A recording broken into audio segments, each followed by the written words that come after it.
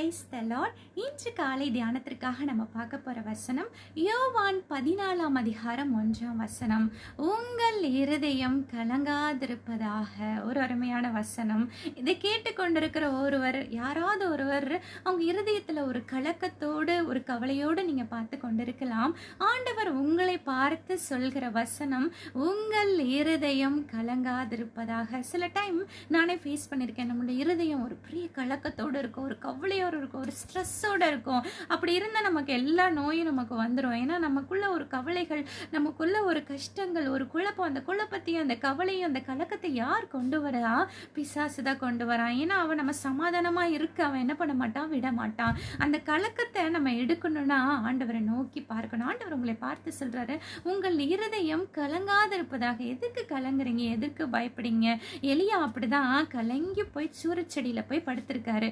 அவர் படுத்திருக்கும் போது என்ன ஆச்சுன்னா, அவர் சாப்பிடல, அவர் ரொம்ப கவலையோடு படுத்து கொண்டிருக்கிறாரு. அப்புறம் ஆண்டவர் காகத்தை கொண்டு அவருக்கு போஷிச்சாரு.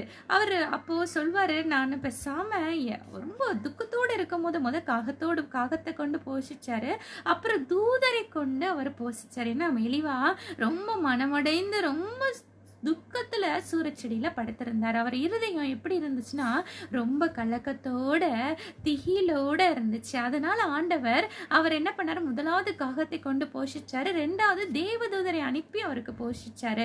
உங்க வாழ்க்கையிலையும் ஆண்டவர் உங்களை சந்திச்சு உங்களை பார்த்து ஆண்டவர் சொல்றாரு, உங்கள் இருதயம் கலங்காதிருப்பதாக. எதை குறித்தும் நீங்க கலக்கம் இல்லப்பா அப்படின்னு ஃபாதர் ரொம்ப அழகா பாடுவாங்க.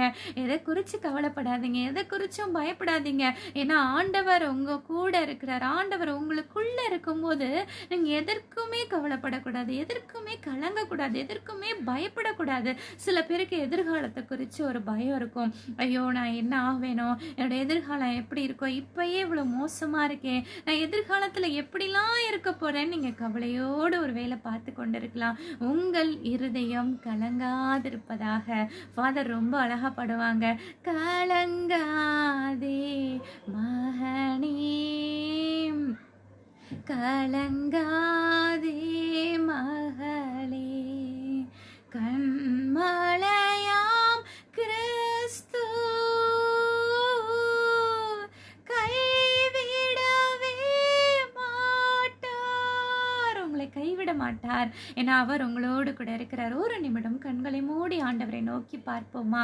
ஏசப்பா, நீங்க எங்களை பார்த்து சொன்னீங்க உங்கள் இருதயம் கலங்காதிருப்பதாக. ஒருவேளை கலக்கத்தோடு பயத்தோடு நாங்கள் பார்த்து கொண்டிருக்கலாம். எங்கள் இருதயம் கலங்கப்படாது, எங்கள் இருதயம் கவலை கொள்ளாது. ஏன்னா நீங்க எங்களோடு இருக்கிறீங்கப்பா, நீங்க எங்களுக்குள்ள இருக்கிறீங்கப்பா. எங்க கலக்கத்தை எடுத்து போடுங்க, பயத்தை எடுத்து போடுங்க ஏசப்பா.